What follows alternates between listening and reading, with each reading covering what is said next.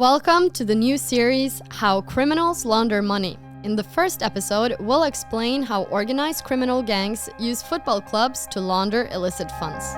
The sports industry has been fertile ground for money laundering, tax evasion, and corruption for a long time.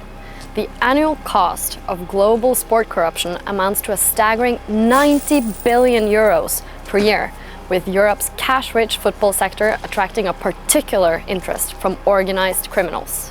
One problem with corruption is, of course, match fixing, and Europol and the police are working closely with regulators and the betting industry to tackle this problem. Last year, the International Betting Integrity Association said it uncovered 52 suspicious patterns related to football betting. Let's get to the money laundering part. In recent years, national police forces and Europol have successfully disrupted money laundering operations through both grassroots and major football clubs.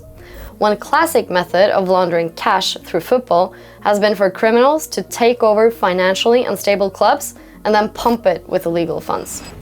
And they can do that through activities such as mixing legitimate funds with illegal ones through the gates, through cash receipts, inflating staff or payer salaries, large payments to agents or other third parties, directors or owners' loan to the club, donations, and many other ways. A specific example of this is from 2016.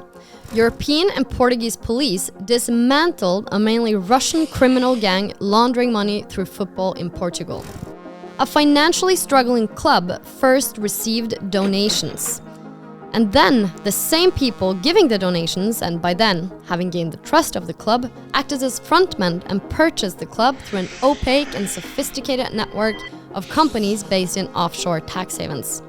Then, they used the football club as a front to launder illicit funds. The ultimate beneficial owner of the companies behind the purchase could remain unknown, but the investigations reveal links to organized crime in multiple countries such as Austria, Estonia, Germany, Latvia, Moldova, and the UK.